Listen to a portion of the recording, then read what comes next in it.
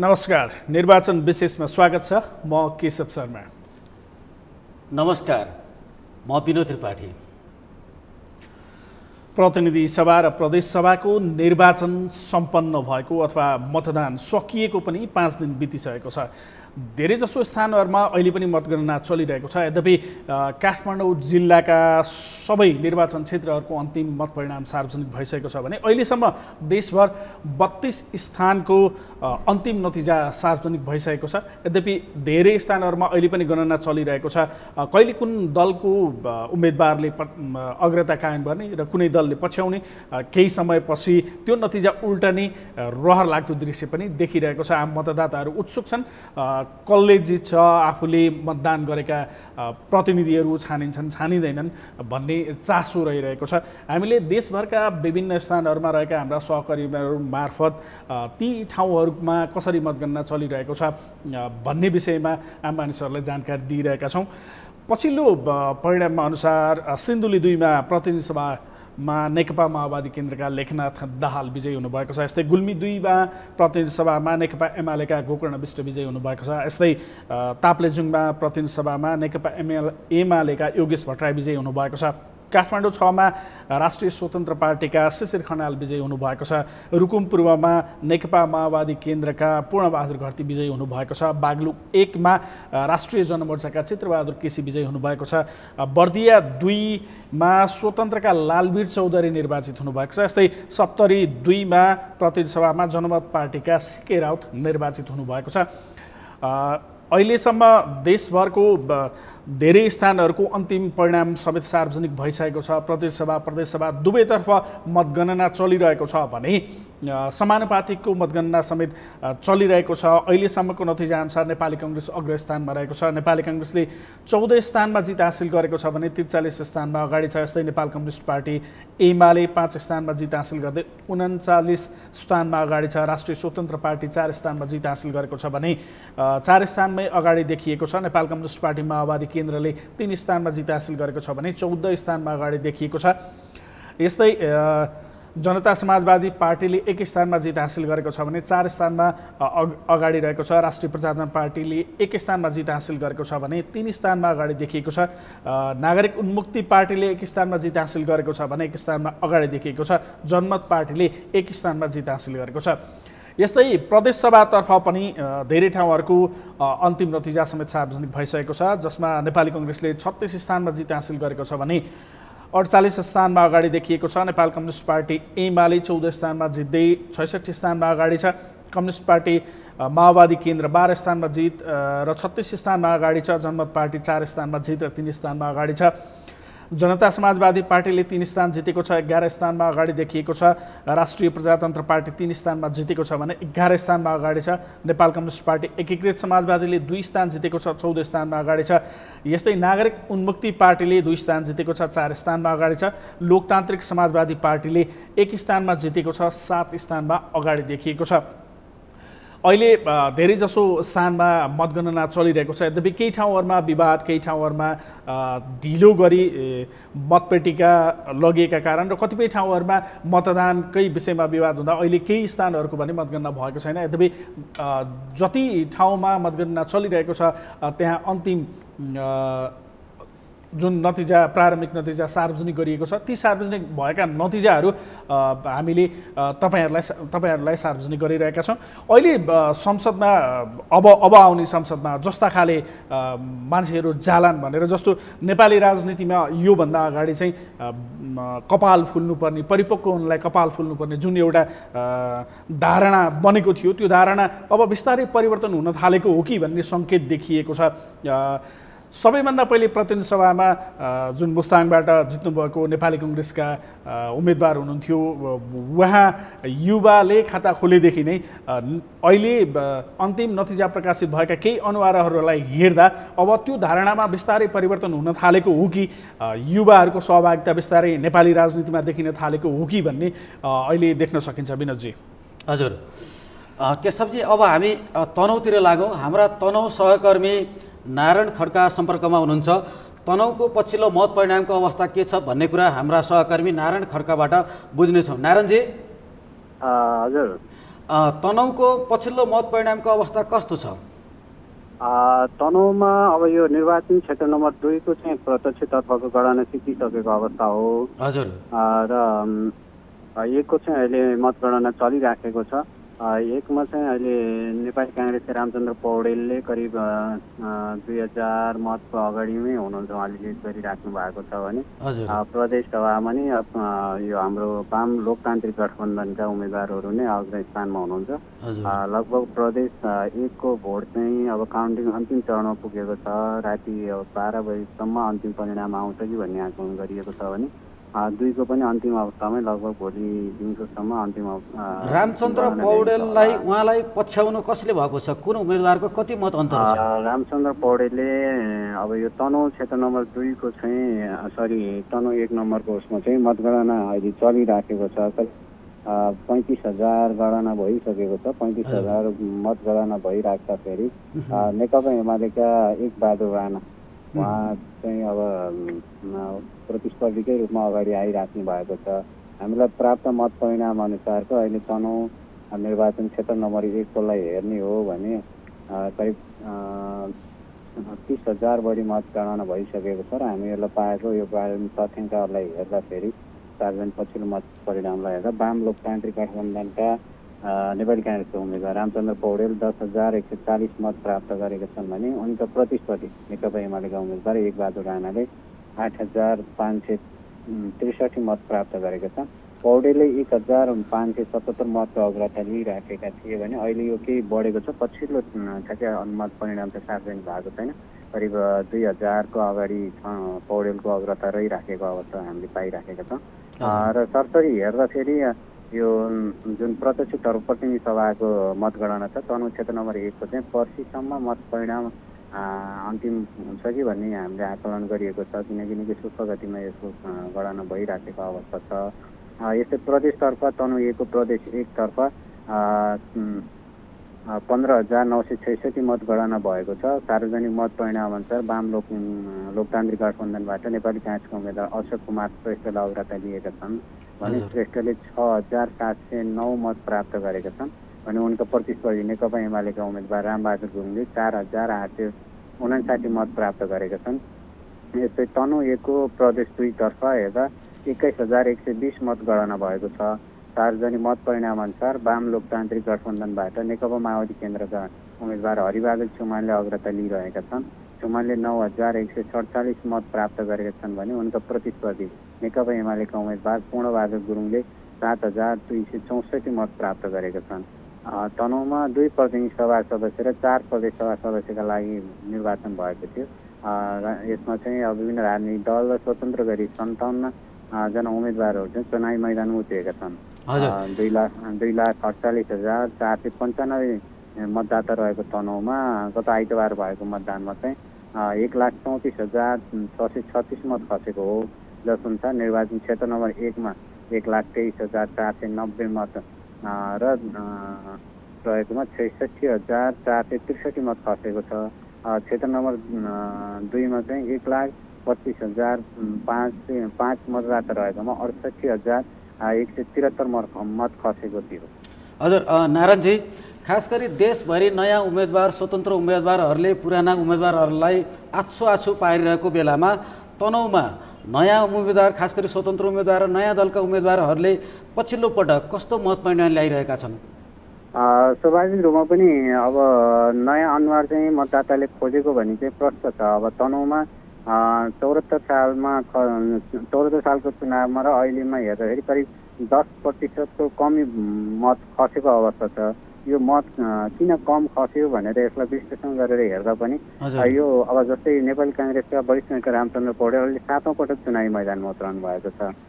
जस्तै अब क्षेत्र नम्बर 2 मा नेकपा एमालेका उम्मेदवार किरण गुरुङ पनि उहाँ 6औं पटक अहिले चुनावी यात्रा हो र केदार सिग्देलहरू उहाँहरूको पनि लामो यात्रा हो। एकै व्यक्ति पटक पटक दोहोरिराख्दा जनताले उनीहरूलाई नरुचाएको जस्तो हामीले पनि देख्यौँ र मतदाताहरूले पनि नयाँ अनुहार, युवा, नयाँ एजेन्डा, चुनावी एजेन्डा र काम, अब हाम्रो नेताहरूको प्राय भाषण गर्ने तर काम नगर्ने शैली, यो प्रति चाहिँ मतदाता रुष्ट बनेका हुन्। असन्तुष्टि चाहिँ अहिले मत जाहेर गर्दै त्यसरी देखाएको भन्ने देखिएको छ। जस्तै स्वतन्त्र उम्मेदवारहरूलाई पनि अब मत त्यही हिसाबमा गइराखेको छ भने चाहिँ हामीले एउटा के अनुमान गर्न सक्छौँ भने जुन पटक पटक एउटै उम्मेदवार एउटै निर्वाचन क्षेत्रमा जोडी राख्ने र त्योभन्दा अर्को विकल्प दिन नसक्दा दलहरूप्रति पनि मतदाताहरू बन्दै गएका र नयाँ अनुहार खोजेका युवाहरू खोजेको चाहिँ हामीले त्यो चाहिँ एउटा अनुमान लगाउन सकिन्छ। नारायणजी, निर्वाचन अधिकृतले यो मतगणना कति दिनभित्रमा अब सकिने जानकारी दिनुभएको छ?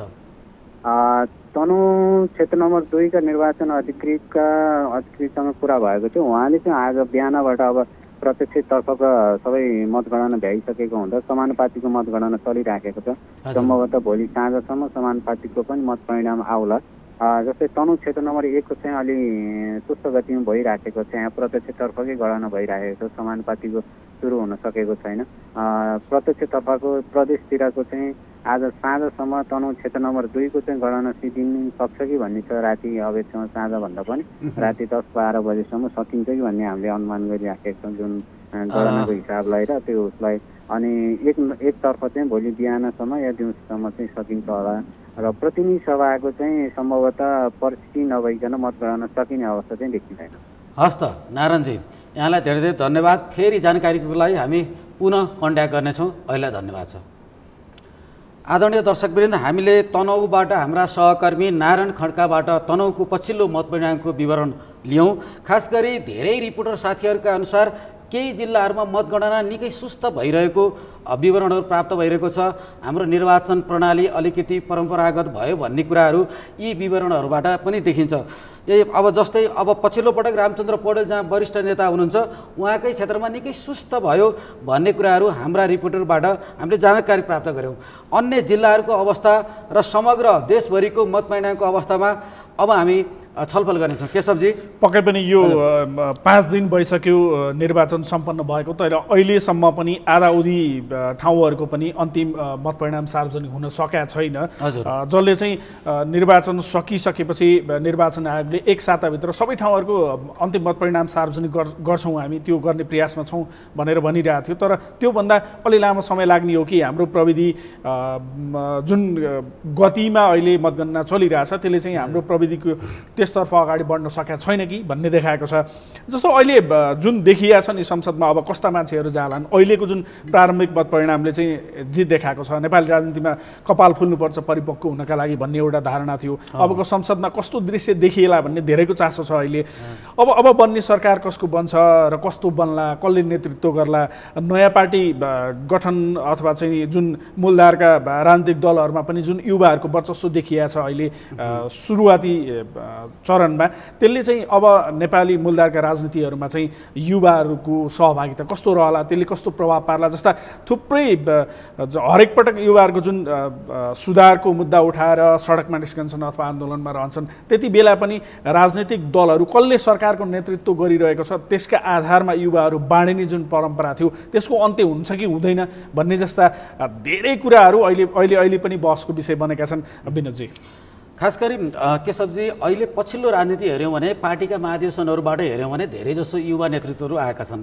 नेपाली काङ्ग्रेसको पछिल्लो महाधिवेशनमा पनि पुराना बुढाहरू नेताहरू आउँदै गरेकोमा पछिल्लो महाधिवेशनमा युवाहरू महाधिवेशन प्रतिनिधि भएर आए, जसले गर्दा युवाहरूलाई प्रवेश दिनुपर्नेछ भन्ने दलहरूले बुझ्दै आएका छन्। अहिले यो चुनावमा पनि काठमाडौँ क्षेत्रलाई हेऱ्यौँ भने भर्खर मात्र काठमाडौँ क्षेत्रमा सोभिता गौतमले निर्वाचित, उहाँले चुनाव जित्नुभयो। उहाँको उमेर बल्ल 27 वर्षको छ।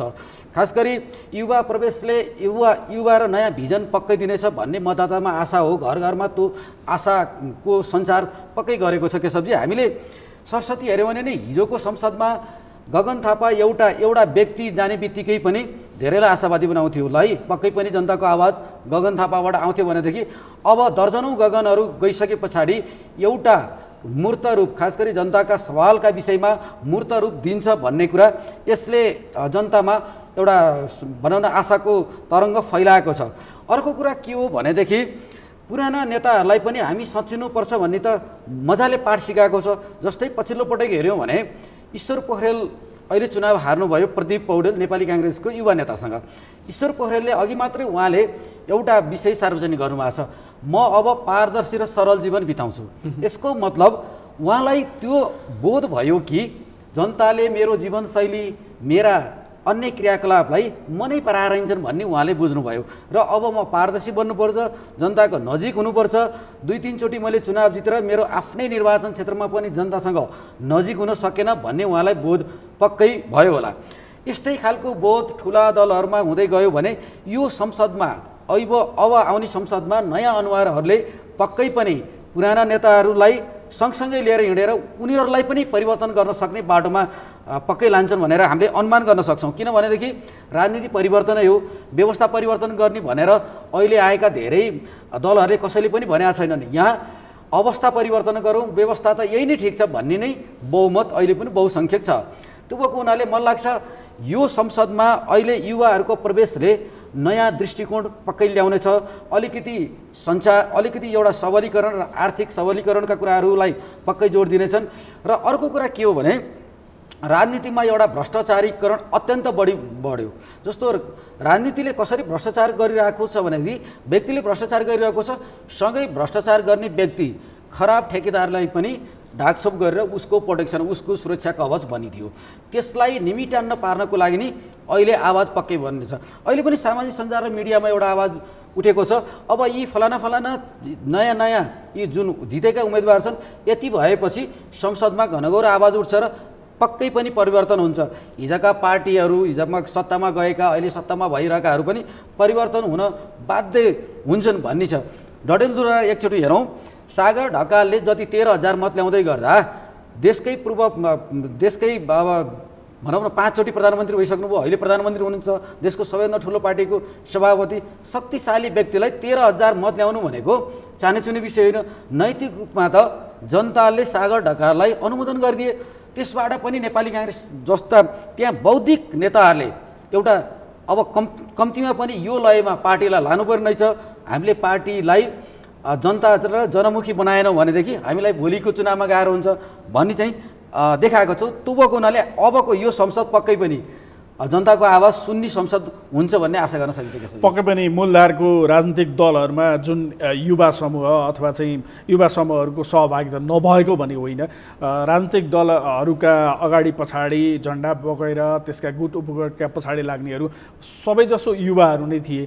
तर यसले अब चाहिँ नयाँ कोर्सबाट यो बहस हुन्छ कि जस्तो युवाहरू मात्रै भनेर भन्नुभन्दा पनि कस्तो खालको युवा, सक्षम युवा हुनुपर्छ भन्ने उमेर मात्रै युवा भएर मात्रै पनि भएन भन्ने खालको बहसको सुरुवात पनि गरेको छ। अहिलेको निर्वाचनमा जुन प्रारम्भिक मत परिणाम सार्वजनिक भइरहेछ यसले त्यो खालको बहस पनि सिर्जना भएको छ। राजनीतिक दलहरूमा त्यो उमेर समूहकाहरूले विद्यार्थी राजनीतिमा रुमलिरहँदा जसले आँट गर्यो, राजनीतिमा अगाडि बढ्ने जसले आँट गर्यो उहाँहरूको अनुहार अब संसदमा देख्न सकिनेछ। यसले मूलधारका राजनीतिक दलहरूमा भएका युवा नेताहरू जसले चाहिँ नेतृत्व लिन सकेका थिएनन् उनीहरूले पनि जबरजस्त नेतृत्व लिन आफू अगाडि बढ्नुपर्छ भन्ने धारणाको विकास पक्कै गराएको छ। विनोदजी एकदम अहिले अब अर्को विषय के छ भने भ्रष्टाचारकै मुद्दाहरूलाई लिएर नयाँ उम्मेदवार र स्वतन्त्र उम्मेदवारहरूले गएका छन् मुद्दा। त्यही बोकेर खास गरी पुराना दलहरू भ्रष्टाचारमा डुबेर हामी यी मुद्दालाई किनारा लगाउँछ। आज पनि एकजना विजयी भएको उम्मेदवारले के भनेर सार्वजनिक गर्नुभएको छ भनेदेखि संसदमा मेरो पहिलो वाक्य, मेरो पहिलो भाषण भ्रष्टाचारहरू जहाँ अख्तियार दुरुपयोग अनुसन्धान आयोग, सम्पत्ति शुद्धिकरण विभागमा त्यहाँ भएका भ्रष्टाचारीहरूका फाइललाई बाहिर ल्याउनुपर्छ र ती मुद्दा र तिनलाई छानबिन गरेर अगाडि बढाउनुपर्छ भन्ने मेरो पहिलो एजेन्डा हुन्छ भनेर बोलिसक्नु भएको छ। यी कुराहरू जब कार्यान्वयन तहमा जाने बित्तिकै त एउटा चेन्ज त पक्कै आउनेछ। त्यो कार्यान्वयन भएन र यिनीहरू पनि पुराना दलका पुराना नेता जस्तो त्यही मिल्न थाले भने त आलोचना सुरु भइहाल्छ। त्यस कारणले एउटा आशा गर्ने ठाउँहरू धेरै नै हामीले पाउँछौँ। सँगै अर्को कुरा के हो भनेदेखि अहिले पुराना दलहरूका पनि जितेका उम्मेदवारहरूमा नयाँ अनुहार छन्, यो पनि एउटा राम्रो पक्ष हो। जस्तै काठमाडौँलाई हेऱ्यौँ भने एकपटक चुनाव तनहुँबाट हारिसके पछाडि प्रदीप पौडेल काठमाडौँबाट अहिले चुनाव जित्नुभयो। मैले उदाहरण एउटा व्यक्तिको दिँदै गर्दा देशभरि हामीले यो एउटा प्रतिनिधित्वको हिसाबबाट गर्न सक्छौँ। विभिन्न दलहरूमा हेऱ्यौँ भने काङ्ग्रेस एमालेमा पनि नयाँ अनुहारहरू आइरहेका छन्। नयाँ अनुहार आउने बित्तिकै उनीहरूलाई अहिले आएका नयाँ दल र नयाँ स्वतन्त्र उम्मेदवारहरूसँग एजेन्डाको हिसाबमा सँगै जान धेरै सहज महसुस पक्कै बनाउनेछ। पक्कै पनि विनोदजी जस्तो अनुहारहरू अहिले देखिरहेको छ त्यसले संसदमा जस्तो उपस्थिति हुन्छ त्यसले चाहिँ अहिलेको अवस्था परिवर्तन गर्नका लागि सक्रिय रूपमा अगाडि बढ्नु हुनेछ, उहाँहरूको त्यो भूमिका हुनेछ भनेर हामी आशावादी हुन सक्छौँ। अहिलेलाई भने मसँग केही ताजा मत परिणाम प्राप्त भएको छ। महोत्तरी क्षेत्र नम्बर 1 प्रतिनिधि सभामा गिरिराजमणि पोखरेल जो नेकपा माओवादी केन्द्रका तर्फबाट उम्मेदवार हुनुहुन्थ्यो, उहाँले 5850 मत प्राप्त गर्नुभएको छ। यसै गरी लक्ष्मी महतो नेकपा एमालेका तर्फबाट हुनुहुन्थ्यो, उहाँले 6641 मत प्राप्त गर्नुभएको छ। यस्तै राजकिशोर शाह जो जनमत पार्टीका तर्फबाट हुनुहुन्थ्यो, उहाँले 1542 मत प्राप्त गर्नुभएको थियो। यस्तै महोत्तरी क्षेत्र नम्बर 1 मा प्रदेश 1 मा शारदा थापा जो नेकपा एमालेका तर्फबाट हुनुहुन्थ्यो, उहाँले 3920 मत प्राप्त गर्नुभएको छ भने भरत प्रसाद शाह जो माओवादी केन्द्रका तर्फबाट हुनुहुन्थ्यो, उहाँले 4916 मत प्राप्त गर्नुभएको छ। यस्तै प्रतिनिधि सभातर्फ धादिङमा क्षेत्र नम्बर 1 मा राजेन्द्र प्रसाद पाण्डेले 17289 मत प्राप्त गर्नुभएको छ। यस्तै भूमि त्रिपाठी जो नेकपा एमालेका तर्फबाट उम्मेदवार हुनुहुन्थ्यो, उहाँले 15624 मत प्राप्त गर्नुभएको छ। यस्तै हिमेश पन्त जो राष्ट्रिय स्वतन्त्र पार्टीका तर्फबाट हुनुहुन्थ्यो, उहाँले 7568 मत प्राप्त गर्नुभएको छ। त्यहाँ अहिलेसम्म मतगणना गर्दा 1583 मत बदर भएको छ। जम्मा मतगणना अहिलेसम्म 42838 हुँदा 1583 मत बदर भएको छ। यो अहिले जुन बदर मतको सङ्ख्या पनि एकदमै बढी देखिन्छ। यो चाहिँ खास गरी राजनीतिक दलहरूमा जुन गठबन्धनको संस्कृति देखिन्छ, जसरी पनि जित्नुपर्छ भन्ने खालको एक खालको भावना देखिन्छ, जसले धेरै ठाउँमा मतदान गर्नुपर्ने, कहिले कुन मतपत्रमा कसलाई मतदान गरेको छ, अर्को मतपत्रमा अर्कैलाई मतदान गर्नुपर्दा पनि आम मतदाताहरू झुकिरहेको अवस्था देखिन्छ भने मतदाता शिक्षा जो चाहिँ उपयुक्त तरिकाले कसरी आफूले चाहेको उम्मेदवारलाई मतदान गर्ने भन्ने शिक्षाका कमीका कारण पनि बदरमतको सङ्ख्या बढिरहेको हो कि भन्ने देखिन्छ। जति पनि हाम्रा आवधिक निर्वाचनहरू भए ती निर्वाचनहरूमा निर्वाचन हुँदै जाँदा त्यो बदरमत सङ्ख्या घट्दै जानुपर्नेमा त्यसो हुन सकेका देखिँदैन। विनोदजी। हजुर केशवजी, यो विषयमा हामी एकैछिनपछि छलफल गरौँला। दर्शकवृन्द, अब हामी ब्रेकिङ न्युजतर्फ लाग्नेछौँ। दर्शकवृन्द, निर्वाचनको मत परिणाममा फेरि पनि स्वागत गर्न चाहन्छौँ। खास अब पछिल्लो विवरणअनुसार पाल्पाको मत परिणाम हामीलाई प्राप्त भएको छ। पाल्पाको क्षेत्र नम्बर 1 मा नारायण प्रसाद आचार्य जो नेकपा एमालेका हुनुहुन्छ, उहाँले अग्रता कायम गरिरहनु भएको छ। उहाँले 12531 मत प्राप्त गर्नुभएको छ भने ज्ञानबहादुर गा मगर जो नेपाली काङ्ग्रेसका उम्मेदवार हुनुहुन्छ, उहाँले एमालेका उम्मेदवारलाई पछ्याइरहनु भएको छ। उहाँले 7330 मत प्राप्त गर्नुभएको छ भने तेस्रो नम्बरमा विपिन कणेल राष्ट्रिय स्वतन्त्र पार्टीका उम्मेदवार हुन्छ, उहाँले 1078 मत प्राप्त गर्नुभएको छ। त्यसै गरी प्रतिनिधि सभाको प्रदेश सभाको 1 नम्बर पाल्पाको मा राजु प्रसाद श्रेष्ठ जो एमालेका हुनुहुन्छ, उहाँले अग्रता कायम गर्नुभएको छ। उहाँले 12851 मत प्राप्त गर्नुभएको छ। त्यसपछि दोस्रो स्थानमा नेपाली काङ्ग्रेसका श्याम कान्त खनाल हुनुहुन्छ, उहाँले 7968 मत प्राप्त गर्नुभएको छ।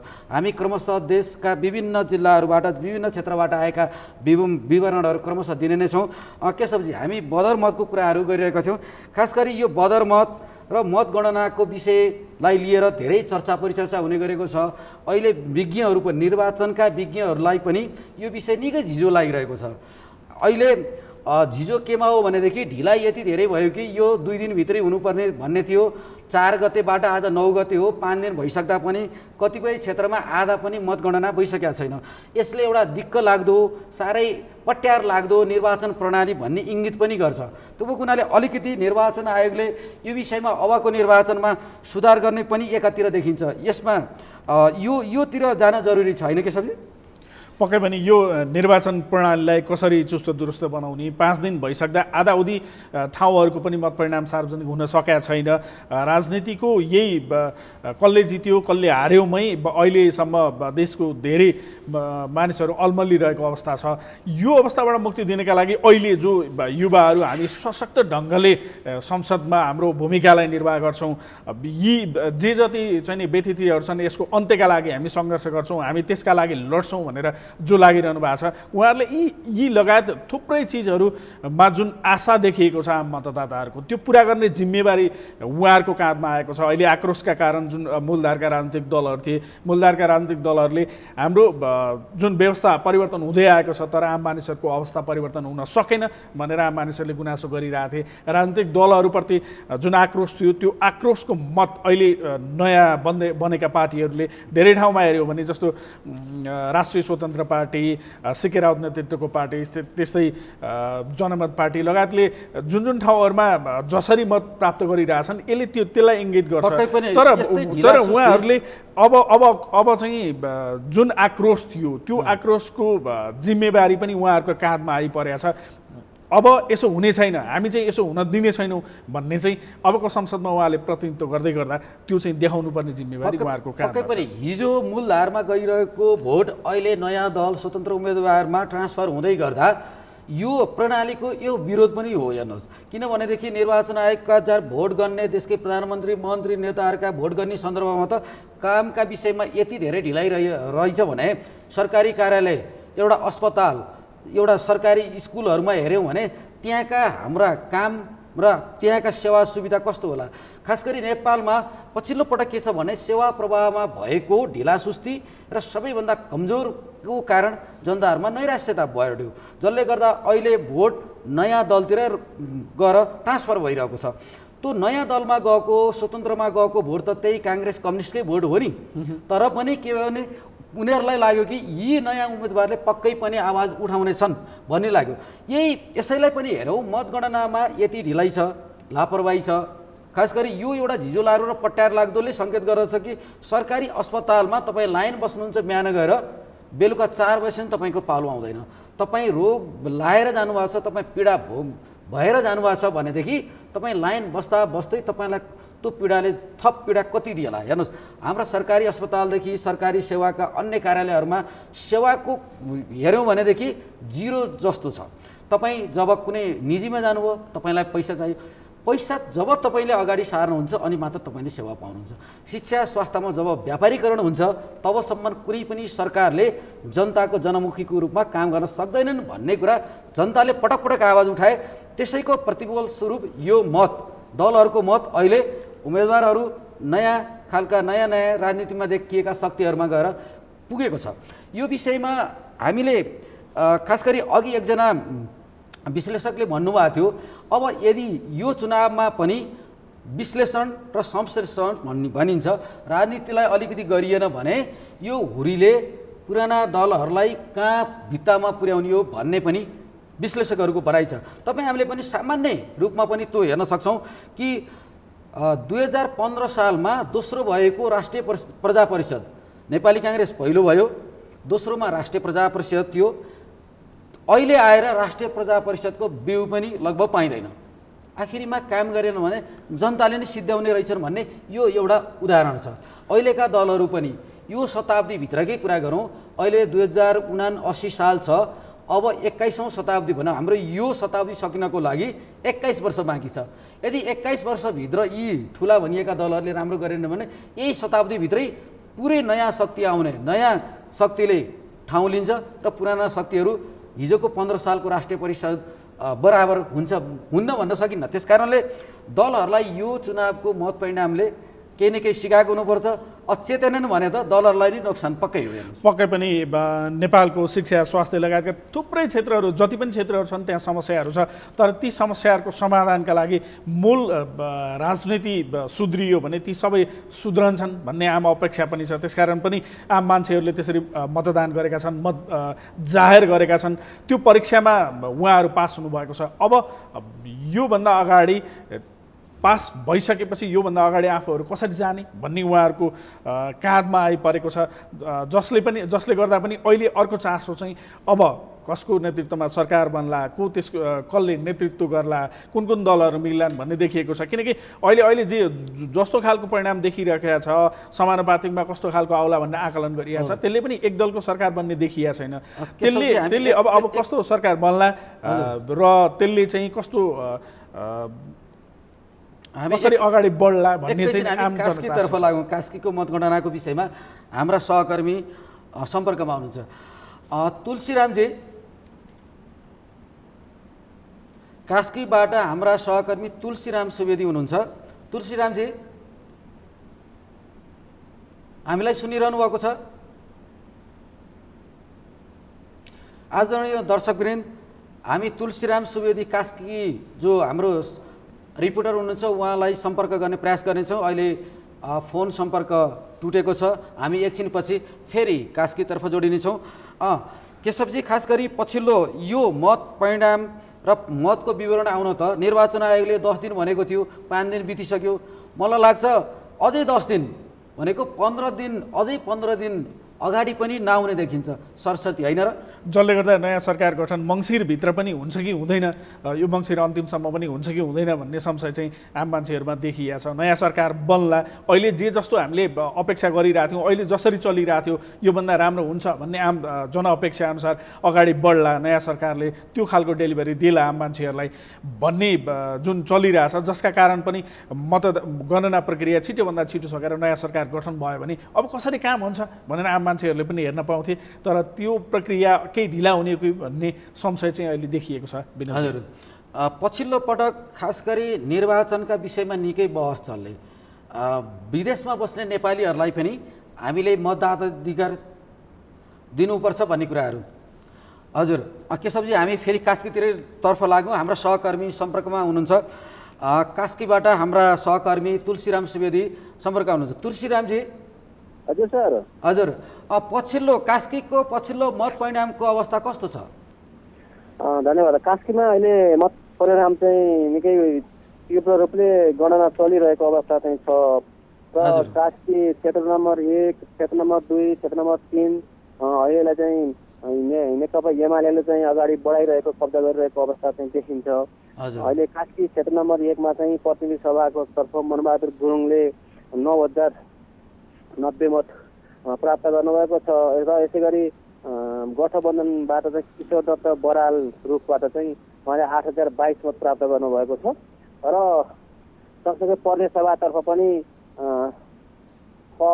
खबाट चाहिँ वेदबहादुर गुरुङ नेकपा एमालेतर्फ चाहिँ उहाँले चाहिँ 9604 मत प्राप्त गरेर अग्रणी स्थानमा हुनुहुन्छ भने उहाँको सँगसँग चाहिँ गठबन्धनबाट नेपाली काङ्ग्रेसका दीपक गुरुङले चाहिँ 8553 मत प्राप्त गर्नुभएको छ र सम्भवतः अब 1000 मत जति गर्न बाँकी रहेको हाम्रो जानकारी प्राप्त भएको छ र अब यही हिसाबले चाहिँ विजय नेकपा एमालेबाट चाहिँ वेदबहादुर गुरुङ प्रदेश सभा सदस्यको लागि चाहिँ विजय, उहाँहरू चाहिँ अनौपचारिक रूपमा चाहिँ उहाँका पार्टीका कार्यकर्ताहरू चाहिँ विजय जुलुस मनाउँदै हुनुहुन्छ बाहिर चाहिँ हामी देखिरहेका छौँ। अब गणनाको लागि चाहिँ करिब 1000 जति मत गर्न बाँकी नै रहेको हाम्रो जानकारी प्राप्त भएको छ। कास्कीको क्षेत्र नम्बर 1 मा तपाईँले एमालेका मनबहादुर गुरुङ पहिलोमा भन्नुभयो, दोस्रोमा किशोर दत्त बराल भन्नुभयो नेपाली काङ्ग्रेसका जो गठबन्धनका उम्मेदवार हुनुहुन्छ, र तेस्रो नम्बरमा को छ कास्कीमा? क्षेत्र नम्बर 1 को। हजुर, क्षेत्र नम्बर 1 को म अलिकति यहाँ मैले अस्पष्ट भयो। क्षेत्र नम्बर 1 को तेस्रो नम्बरमा अनि क्षेत्र नम्बर 2 र 3 को अवस्था, मतगणनाको अवस्था के भइरहेको छ?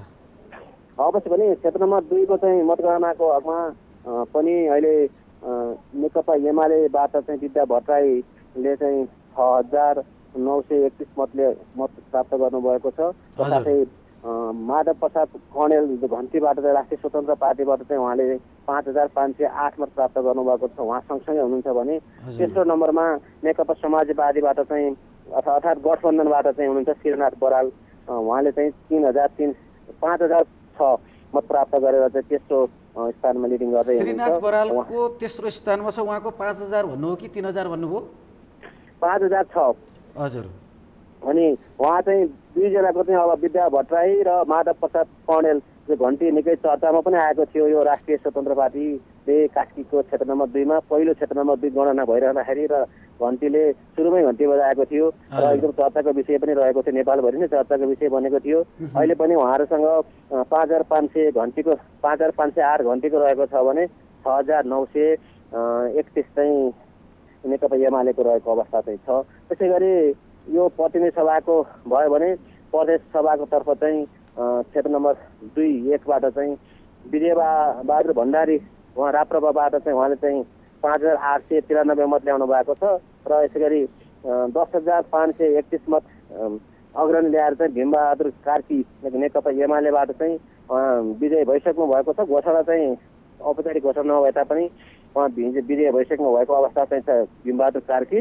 र यसको सँगसँगै हुनुहुन्छ विश्वप्रकाश लामिछाने गठबन्धनबाट चाहिँ उहाँले 5,540 मत प्राप्त गर्नुभएको छ। र अर्का हलोबाट चाहिँ राप्रपाबाट चाहिँ 5,893 मत रहेको छ। यो चाहिँ जानकारी भयो क्षेत्र नम्बर 2 को चाहिँ। र यसै गरी क्षेत्र नम्बर 3बाट प्रतिनिधि सभाको हकमा चाहिँ अहिलेसम्म दामोदर बैरागी अर्थात् दामोदर पौडेल बैरागी उहाँ नेकपा एमालेबाट चाहिँ उहाँले चाहिँ लिड गरिरहनु भएको अवस्था चाहिँ छ। उहाँले चाहिँ 6,839 मत प्राप्त गरेर अग्रणी स्थानमा हुनुहुन्छ भने उहाँको सँगसँगै राष्ट्रिय स्वतन्त्र पार्टी बारका युवराज पौडेल चाहिँ 5,570 मतले उहाँसँग पछ्याइरहनु भएको छ भने गठबन्धनबाट चाहिँ नेकपा माओवादी केन्द्रका रामजी बराल उहाँ चाहिँ 4,838 मतले पछ्याइरहनु भएको छ। उहाँको दूरी केही फरक भइरहेको अवस्था चाहिँ छ। यो प्रतिनिधि सभाको चाहिँ हो भने फेरि क्षेत्र नम्बर 3 को 1 को चाहिँ प्रतिनिधि सभाकोमा यो घोषणा हुन के बाँकी भइसकेको अवस्था भए तापनि नेकपा एमालेबाट चाहिँ गणेश मान गुरुङ विजय भएको चाहिँ भइसकेको अवस्था चाहिँ रहेको छ। उहाँको फरक धेरै नै भइरहेको अवस्था चाहिँ छ र उहाँलाई 14,473 मत गणेशमान गुरुङले प्राप्त गर्नुभएको छ भने उहाँसँग प्रतिद्वन्द्वीको रूपमा चाहिँ हुनुहुन्थ्यो नेकपा माओवादी गठबन्धनबाट चाहिँ नेकपा माओवादी केन्द्रका दुर्गादत्त भण्डारी। उहाँले चाहिँ 9,662 मत स्थान गरेर दोस्रो अवस्थामा रहनु भएको थियो। त्यसै गरी तेस्रो अवस्थामा राप्रपाका केदारनाथ पौडेल हुनुहुन्थ्यो। उहाँले चाहिँ 3,697 मत प्राप्त गर्नुभएको थियो। अब चाहिँ मतगणनाको लागि चाहिँ 3-2 को अवस्था र 2-2 को अवस्था पनि गणना भइरहेको अवस्था चाहिँ छ। र 1 को पनि अब 1 को प्रदेश सभातर्फ चाहिँ 1 को खको पनि बाँकी नै रहेको अवस्था चाहिँ छ।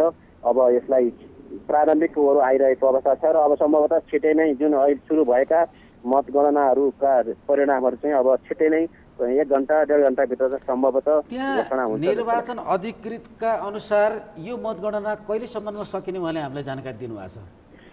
हामीले प्रारम्भिक सूचना अनुसार नै उहाँले चाहिँ हामी 3-4 दिनमा सक्छौँ भन्ने कुरा हाम्रो जानकारी गराउनु भएको थियो। र अब सम्भवतः हेर्दै जाँदाखेरि अब प्रदेश सभा अब तर्फका केही बाँकी छन्। 1 नम्बर क्षेत्र नम्बर 1 का भनौँ 1 का एउटा क्षेत्रको र 2 को पनि एउटा क्षेत्र र 3 को पनि एउटा क्षेत्र लगभग 2 को चाहिँ अन्तिम चरणमा गइरहेको अवस्था छ भने 3 र 1 को चाहिँ एक क्षेत्र चाहिँ बाँकी रहेको अवस्था चाहिँ छ। हस् त तुलसीरामजी, यहाँलाई धेरै धेरै धन्यवाद छ। फेरि मत परिणामको लागि हामी तपाईँलाई फेरि कन्ट्याक्ट गर्नेछौँ। अहिलेलाई धन्यवाद छ। आदरणीय दर्शकवृन्द, कास्कीबाट हाम्रा सहकर्मी तुलसीराम सुवेदी हुनुहुन्थ्यो। पछिल्लो पटक कास्कीको मत परिणामको अवस्थामा विषयमा हामीलाई जानकारी दिनुभएको थियो। अब हामी खास गरी देशका विभिन्न क्षेत्रबाट प्राप्त भएको मतका आधारमा विजयी भएका उम्मेदवारको आधारमा र दलहरूले पाएका मत र दलहरूका विभिन्न उम्मेदवारहरूको विजयीको अवस्थाको विषयमा हामी छलफल गर्नेछौँ। केशवजी, खास गरी पछिल्लो पटक अब आज 5 दिन बितिसके पछाडि एउटा चर्चा चलेको छ। अब सरकार कसको नेतृत्वमा बन्छ, समीकरण कसरी होला, अहिलेको सत्ता गठबन्धन भत्केला या नभत्केला, समीकरण फेरबदल भएर गठबन्धनै फेरबदल भएर मिलिजुली सरकार कुन पार्टी सहभागी होलान् भन्ने पनि चर्चा परिचर्चा उठेको छ। अब यसमा नयाँ खास गरी उम्मेदवारहरू नयाँ जुन खास गरी राष्ट्रिय स्वतन्त्र पार्टीहरूले नयाँ शक्तिको रूपमा उदाइरहेको छ। राष्ट्रिय स्वतन्त्र पार्टीको भूमिका अब सरकारमा कसरी होला या ऊ प्रतिपक्षमै बस्ने हो भन्ने पनि चर्चा छ। अब तपाईँलाई के लाग्न सक्छ, यो खास गरी अब यो समीकरण अहिलेको सत्ता गठबन्धनकै नेतृत्वमा जाला कि सरकार नेतृत्वको लागि नयाँ नेतृत्व आएर नयाँ सरकार बन्ने देख्नु भएको छ? अब यसमा अन्तिम मत परिणाम सार्वजनिक भइसक्यो भने दलहरूको कति सिट सङ्ख्या हुन्छ त्यसले पनि प्रभाव पार्छ। जस्तो अहिले सत्ता गठबन्धनमा जति दल सहभागी छन् उनीहरूको बहुमत पुग्छ कि पुग्दैन भन्ने प्रश्न पनि हुनसक्छ। यदि उनीहरू बिचमा सत्ता साझेदार गर्नका लागि त्यो सिट सङ्ख्या पुगेन भने यो समीकरण भत्कन पनि सक्छ। अहिले नै जस्तो नयाँ दल राष्ट्रिय स्वतन्त्र पार्टीको जुन समानुपातिकमा राम्रो नतिजा आउँछ भनेर अपेक्षा गरिराखेका छ, उसले त्यसरी लिएर आउँदा पनि जुन अहिलेको प्रक्रिया छ त्यसैमा हामी हिस्सेदार बन्दैनौँ भनेर त्यसका अध्यक्षले चाहिँ सार्वजनिक रूपमा अभिव्यक्ति दिइसक्नु भएको छ। यसकारण उहाँहरू सशक्त प्रतिपक्षका रूपमा बस्नुहुन्छ भन्ने अहिले आकलन गर्न सकिन्छ। त्यसकारण उहाँहरू सरकारमा सहभागी हुने, उहाँहरू अहिलेका मूलधारका राजनीतिक दलहरूसँग मिलेर सरकार गठन गर्नुहुन्छ भन्ने सम्भावना देखिँदैन उहाँको अभिव्यक्तिले।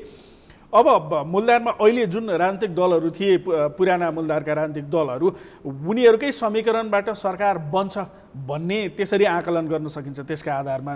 तर अब जस्तो अहिले सबैभन्दा अगाडि नेपाली कङ्ग्रेस देखिया छ, जुन प्रारम्भिक मत परिणाम सार्वजनिक हुँदा यसरी हेर्दा नेपाली कङ्ग्रेसकै नेतृत्वमा सरकार बन्छ कि भन्ने आकलन गर्न सकिन्छ। तर त्यहाँ पनि जस्तो प्रधानमन्त्रीका रूपमा आफूलाई दाबी गर्नेहरू थुप्रैले जित्नु भएको छ अहिले, जस्तो गगन कुमार थापा, प्रकाश मान सिंह, रामचन्द्र पौडेल पनि अगाडि देखिनुहुन्छ। सायद अन्तिम मत परिणाम सार्वजनिक भएको छैन, उहाँ पनि आउनुभयो भने, अथवा शेरबहादुर देउवाले पनि जितेर आउनु भएको छ, जो सभापति हुनुहुन्छ र ज्योतिषीले मलाई 7 पटक प्रधानमन्त्री बन्न भनेको छ भनेर यसअघि नै सार्वजनिक अभिव्यक्ति दिइसक्नु भएको छ, जसले उहाँले पनि अपेक्षा गर्नुभएको छ। यसो हुँदा अहिले नै को प्रधानमन्त्री बन्ला भनेर भन्न सकिने अवस्था त छैन। तर जुन संसदीय दलका लागि मैले सुरुवात गर्छु, जुन जितपछि गगन थापाले सार्वजनिक अभिव्यक्ति दिनुभएको छ, उहाँलाई अलिकति सजिलो चाहिँ के परेको छ भने जुन नेपाली कङ्ग्रेसले टिकट वितरण गर्दा जुन प्रत्यक्षमा जसरी गरिएको थियो, उहाँ जुन गुटको हुनुहुन्थ्यो त्यहाँभित्र विभिन्न गुटहरू हुँदा, हुन त उहाँले विभिन्न समयमा गुट परिवर्तन गर्नुभएको छ। यसपछि पनि प्रधानमन्त्री बन्ने बाटो हुँदा अथवा संसदीय दलको नेता बन्दा त्यो फरक समीकरण बन्ला त्यहाँभित्र पनि बन्छ बन्दैन भन्न त सकिँदैन।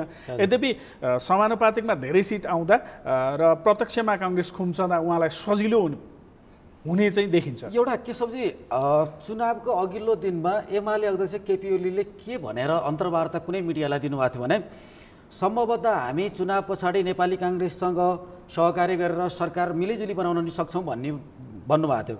अहिले एमाले अघिल्लो चुनावको मत परिणामको आधारमा हेर्ने हो भने केही कमजोर देखिन्छ अहिलेसम्म, सम्भवतः बलियो पनि हुन सक्ला। भोलि गएर अन्तिम अवस्थामा काङ्ग्रेसको बहुमत आउला या एमालेकै बहुमत आउला, यसै भन्न सकिँदैन। तर एउटा ओलीले एउटा सङ्केत गरेको के छ भने काङ्ग्रेससँग सहकार्य गरेर सरकार बनाउन सक्छौँ भन्दै गर्दा अहिलेको सत्ता गठबन्धन त भत्किन्छ। किनभनेदेखि जसरी सत्ता गठबन्धनले एउटा मूल्याङ्कन गरेको थियो, माओवादी केन्द्रको एकीकृत समाजवादीको मत प्रतिशत यो आउँछ, सिट यसरी आउँछ र यो 5 वर्ष 10 वर्ष 15 वर्ष जान्छ भनेर देउवाले पनि भन्नुभयो, प्रचण्डले पनि भन्नुभयो, माधव नेपालले भन्नुभयो।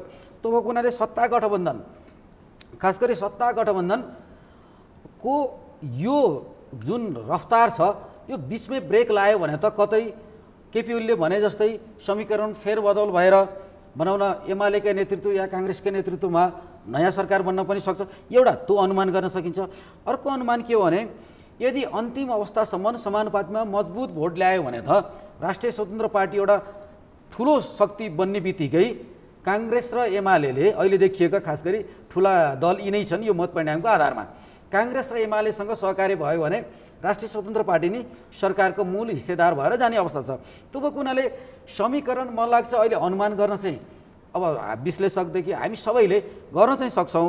तर पक्कै पनि अहिलेको जुन सत्ता गठबन्धनकै नेतृत्व छ यो चुनाव पछाडिको सबै मत परिणाम आइसकेपछि यसैले गति लिएला जस्तो लाग्दैन। हेर्नु हुन त अब राजनीतिलाई सम्भावनाको खेल भनिन्छ, यसै हुनेछ अथवा यसै गरी अगाडि जानेछ भनेर अहिले विश्लेषण गर्न नसकिएला।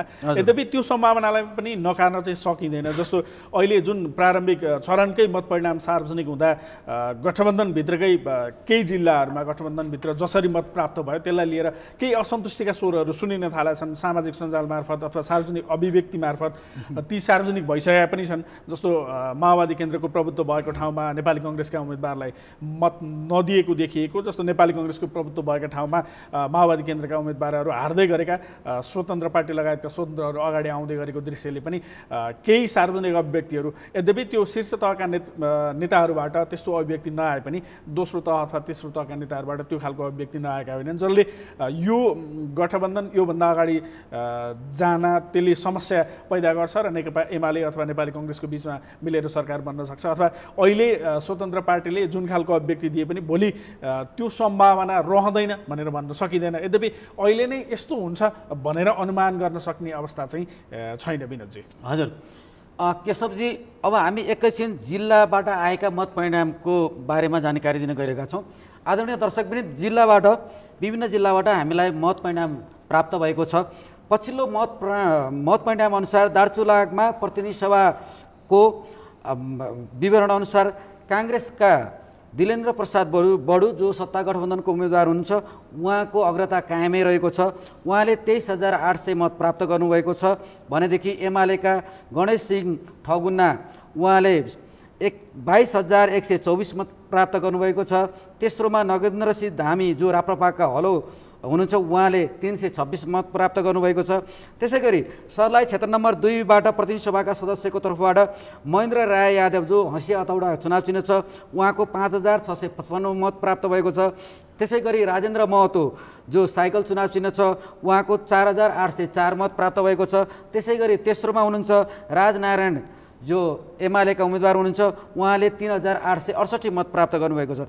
त्यसै गरी कञ्चनपुर क्षेत्र नम्बर 2 को मत प्राप्त भएको छ। हामीलाई नेपाली काङ्ग्रेसले कञ्चनपुरमा खाता खोलेको छ। कञ्चनपुर निर्वाचन क्षेत्र नम्बर 2 ख प्रदेश सभामा नेपाली काङ्ग्रेसका उम्मेदवार बहादुर सिंह थापा निर्वाचित भएका छन्। काङ्ग्रेस महाधिवेशन प्रतिनिधि थापाले निकटतम प्रतिद्वन्दी एमालेका केन्द्रीय सदस्य कृपाराम राणालाई 1,726 मतको अन्तरले पराजित गर्दै प्रदेश सभा सदस्यमा निर्वाचित भएका हुन्। थापाले 10,668, राणाले 8,942 मत ल्याएका छन्। उक्त निर्वाचन क्षेत्रमा 9 उम्मेदवार चुनावी मैदानमा थिए भन्ने हामीलाई पछिल्लो मत विवरण प्राप्त भएको छ। यसै गरी पछिल्लो विवरण अनुसार इलाममा अहिलेसम्म नै मतगणनाको कार्य स्थगित छ। फेरि पनि हामी मत परिणाम आउने बित्तिकै दर्शकहरूलाई जानकारी दिनेछौँ। केशवजी, इलामको जानकारी दिउँ। त्यहाँ चाहिँ जुन सत्ता गठबन्धनका प्रतिनिधिहरूले चाहिँ जहाँ झलनाथ खनाल उम्मेदवार हुनुहुन्छ, त्यहाँ चाहिँ समस्या भइरहेको छ। सर्वपक्षीय बैठक बसेर त्यहाँ मतगणना सुचारू गर्ने प्रयास पनि जारी थियो। दिउँसो बैठक पनि बसेको थियो, तर अहिलेसम्म पनि स्थगित नै रहेको र त्यहाँ मतगणना सुचारू हुन नसकेको भनेर हाम्रा सहकर्मीले जानकारी गराउनु भएको छ। हामी निरन्तर निर्वाचन अपडेटमा छौँ, निरन्तर अपडेट दिइरहेका छौँ। कहाँ कसले कति मत प्राप्त गर्यो, को अगाडि छ, को पछाडि लगायतका र कति ठाउँमा अन्तिम मत परिणाम सार्वजनिक भयो लगायतका जानकारीहरू दिइरहेका छौँ। विनोद चाहिँ हामी यो विदेशमा रहनेहरूले पनि भोट हाल्न पाउनुपर्छ अथवा त्यो खालको अवस्था हुनुपर्छ भन्ने बहस चलिरहेको थियो। जस्तो कतिपय विदेशमा बस्नेहरूले अहिले पनि भन्ने गर्नुहुन्छ नोट चल्ने तर भोट नचल्ने अवस्था छ। यसलाई राजनीतिक दलहरूले पनि मुद्दाको रूपमा धेरै ठाउँमा चाहिँ त्यसलाई राजनीतिक मुद्दाका रूपमा उठाउने गरेका छन्। यसो हुनुपर्छ, हामीले यसो गर्ने व्यवस्था गर्छौँ भनेर भनिएको छ। यद्यपि सबै मूलधारका राजनीतिक दलहरूले यसलाई उठाउने गरेको भए पनि अहिले त्यसतर्फ ठोस काम गर्न पहल गर्ने भने कोही देखिएको छैन। विनोदजी, हजुर, खास गरी के भएको छ भने विदेशमा बस्ने नेपालीहरूको सङ्ख्या यति धेरै छ, सम्भवतः विदेशमा नेपाली भनौँ न आफ्ना नागरिक बस्ने मुलुकमा नेपाल विश्वमै 10 मुलुकभित्र पर्छ होला। हाम्रा धेरै बाध्यता छन्। सबैभन्दा पहिलो बाध्यता रोजगारको छ। रोजगार र शिक्षाको लागि हामी विदेशमा जान्छौँ। कतिलाई रहर विदेशमै बस्ने पनि हुन्छ। जब देशभित्र रोजगार छैन, उत्पादन छैन, बाध्यताले विदेश जाने हुँदाहुँदै र विदेश जाने विषयमा मात्रै हाम्रा 30 राज्यका संयन्त्रहरू प्रयोग भएका छन्, जहाँ कि श्रम मन्त्रालयको आधा काम त विदेशमा पठाउने मात्रै हुन्छ, जहाँ कि विकसित मुलुकमा त्यस्तो हुँदैन, अरू धेरै मुलुकमा पनि हुँदैन। जहाँ हामी विदेशमा पठाउँछौँ नेपालीलाई, तर तिनै नेपालीलाई हामी मताधिकारबाट वञ्चित गर्छौँ, भोट हाल्न हामी दिँदैनौँ। यो कहाँको ल्यायो?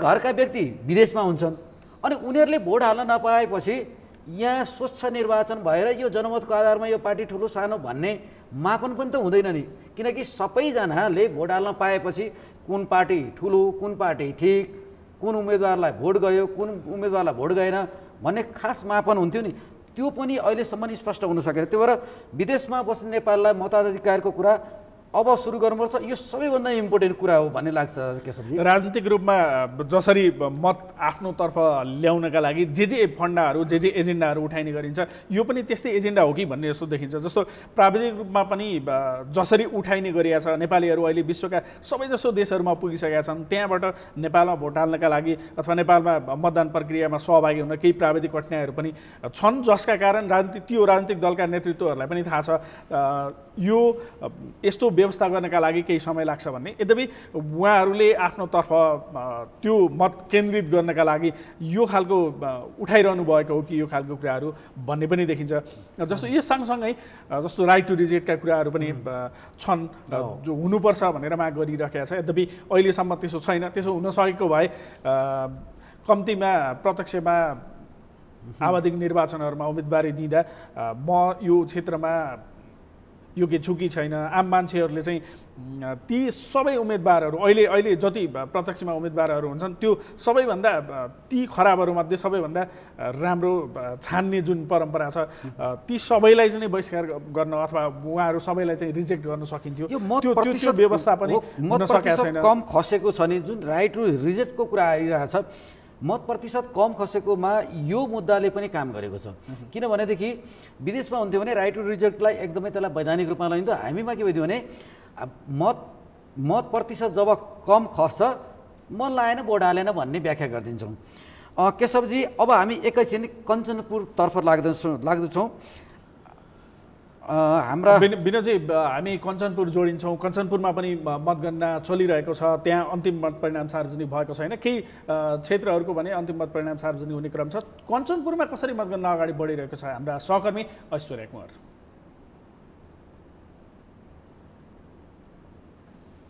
नमस्ते दर्शक महानुभावहरू, हामी यतिखेर कञ्चनपुर जिल्लाबाट निर्वाचन विशेषमा छौँ र सगरमाथा टेलिभिजनको लाइभ प्रत्यक्ष प्रसारणमा पनि जोडिएका छौँ। यतिखेर हामी कञ्चनपुर जिल्लाको क्षेत्र नम्बर 3 मा छौँ। कञ्चनपुर जिल्लाको क्षेत्र नम्बर 3 मा चाहिँ प्रतिनिधि सभा सदस्यको लगभग मत परिणाम अन्तिम चरणमा रहेको छ। मात्र 10 नम्बर वडा मतगणना गर्न मात्रै बाँकी रहेको छ। तबसम्म चाहिँ निर्वाचन क्षेत्र नम्बर 3 प्रतिनिधि सभाका लागि रमेश लेखकको मत चाहिँ अग्रपङ्क्तिमा रहेको छ। त्यस्तै उनका प्रतिद्वन्दी निरूपालले भने रमेश लेखकभन्दा कम मतले लिड गरिरहेका छन्। त्यस्तै कञ्चनपुर जिल्लाको क्षेत्र नम्बर 1 मा नेपाली काङ्ग्रेसका बहादुर थापाले चाहिँ अग्र स्थानमा मत ल्याउनु भएको छ। र त्यसै क्रममा प्रतिनिधि सभा सदस्य निर्वाचन क्षेत्र नम्बर 2 का नेपाल कम्युनिस्ट पार्टीका नरबहादुर धामीले 15,143 मत प्राप्त गरेका छन् भने उनका प्रतिद्वन्दी नेपाली काङ्ग्रेसका एनपी साउदले 18,455 मत प्राप्त गरेका छन्। त्यस्तै राष्ट्रिय प्रजातन्त्र पार्टीका अशोक सिंहले 2100 मत प्राप्त गरेका छन् भने गोलाकारभित्रको घन्टीमा स्वतन्त्रका झङ्करराज जोशीले 3049 मत प्राप्त गरेका छन्। त्यस्तै प्रतिनिधि सभा निर्वाचन क्षेत्र नम्बर 2 को क्षेत्र 2 मा प्रदेश सभा सदस्य निर्वाचन क्षेत्र नम्बर 1 वचन बहादुर सिंह नेपाल कम्युनिस्ट पार्टीका माओवादी केन्द्रकाले 1450 मत प्राप्त गरेका छन् भने त्यस्तै ओम विक्रम भाट नेपाल माओवादी केन्द्रका 10,925 मत प्राप्त गरेका छन्। सभा सदस्य निर्वाचन क्षेत्र नम्बर 1 को मतगणना सकिएसँगै बच्चन बहादुर सिंहका प्रतिद्वन्दी ओम विक्रम भाट भने विजयी भएका छन्। क्षेत्र नम्बर 1 को प्रतिनिधि सभाका सदस्य तारालामा तामाङ नेकपा एमालेका तारालामा तामाङले 17,077 मत प्राप्त गरेका छन् भने त्यस्तै नेपाल कम्युनिस्ट पार्टीका बिना मगरले 6,439 मत प्राप्त गरेका छन्। त्यस्तै गोलाकारभित्रको घन्टी देवराज जोशीले 829 मत प्राप्त गरेका छन्।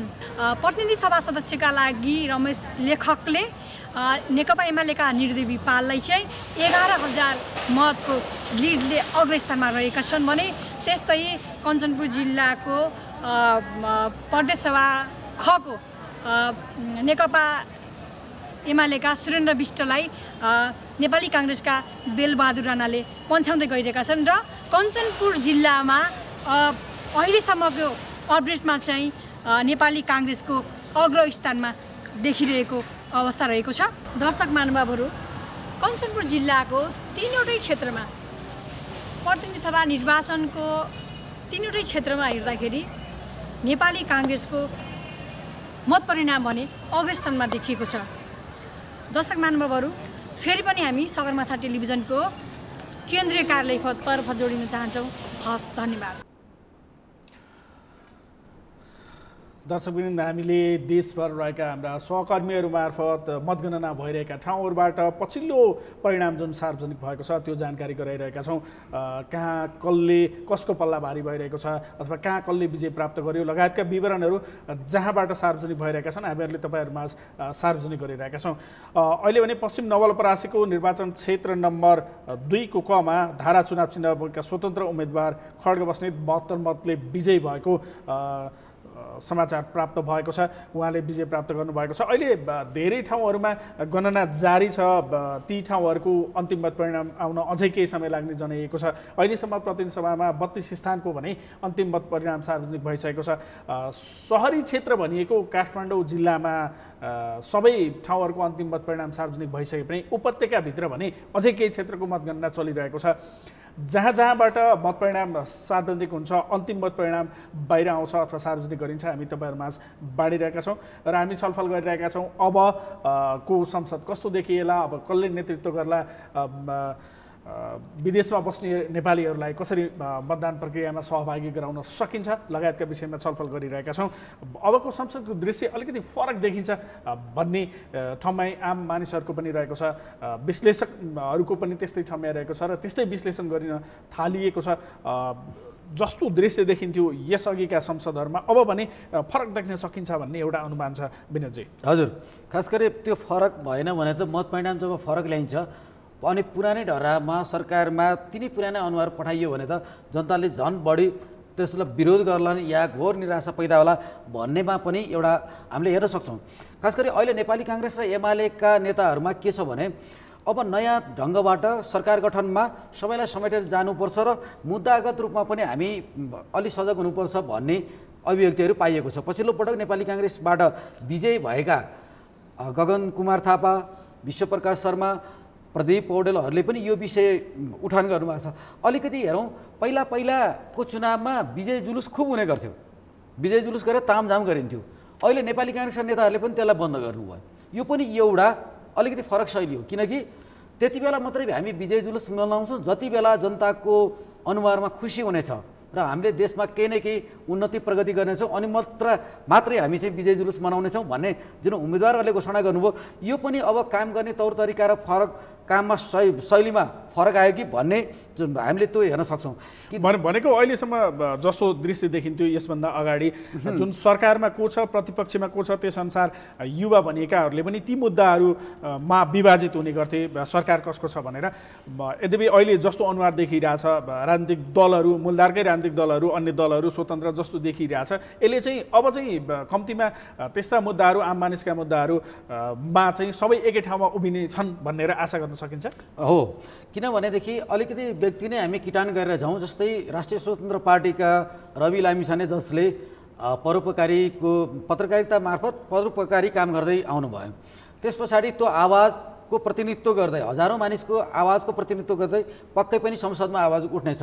त्यस्तै अर्का हुनुहुन्छ सामाजिक अभियन्ता राप्रपाका एकदमै अब विजय उन्मुखै हुनुहुन्छ ज्ञानेन्द्र साई।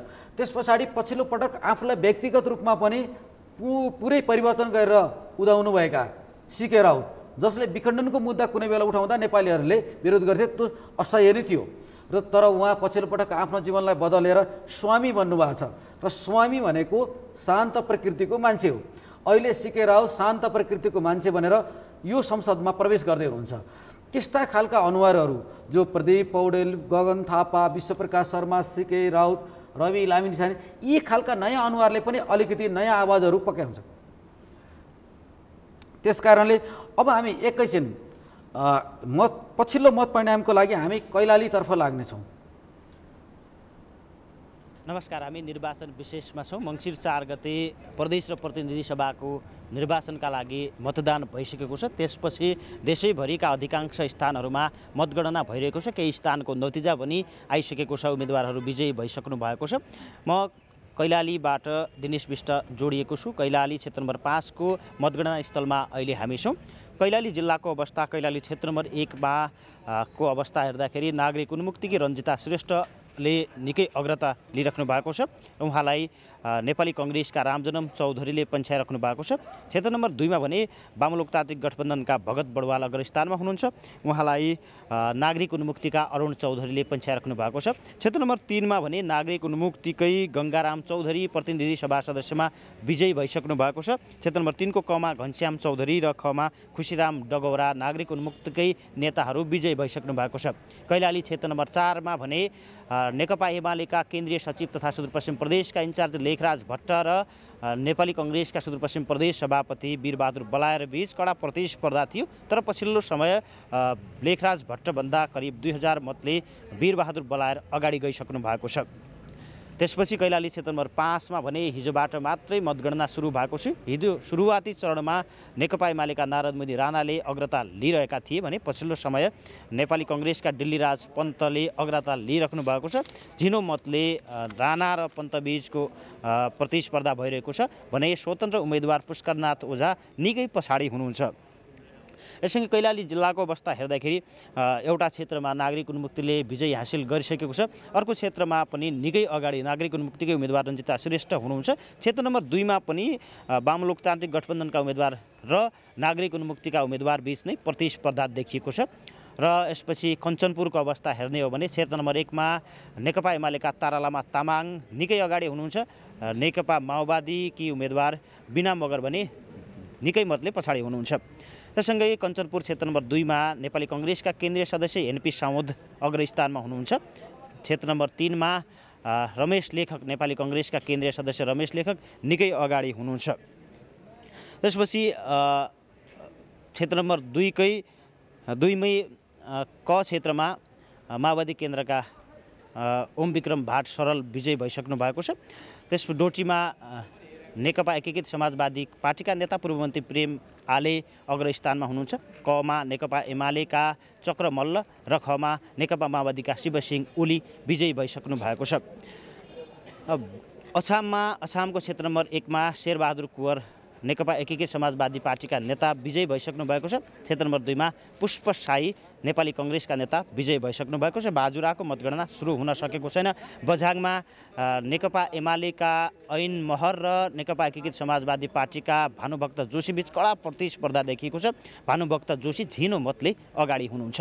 बैतडीमा भने नेकपा एमालेका सुदूरपश्चिम प्रदेश अध्यक्ष दामोदर भण्डारी झिनो मतले अगाडि हुनुहुन्छ, उहाँलाई नेकपा माओवादी केन्द्रका नरेन्द्र कुँवर विजय सुन्दरले पन्छाइराख्नु भएको छ। दार्चुलामा भने नेपाली कङ्ग्रेसका दिलेन्द्र बडु अग्रस्थानमा हुनुहुन्छ, उहाँलाई नेकपा एमालेका गणेश सिंह ठगुन्नाले पन्छाइराख्नु भएको छ। दार्चुलाको प्रदेश क र खमा भने वामलोकतान्त्रिक गठबन्धनकै उम्मेदवार विजयी भइसक्नु भएको छ। कैलाली जिल्ला र सुदूरपश्चिम प्रदेशको अपडेट हामी गराइरहेका छौँ। बाजुरामा झडपका कारणले केही क्षेत्रमा फेरि मतदान गर्नुपर्ने स्थिति भएका कारण पनि मतगणना हालसम्म सुरु हुन सकेको छैन।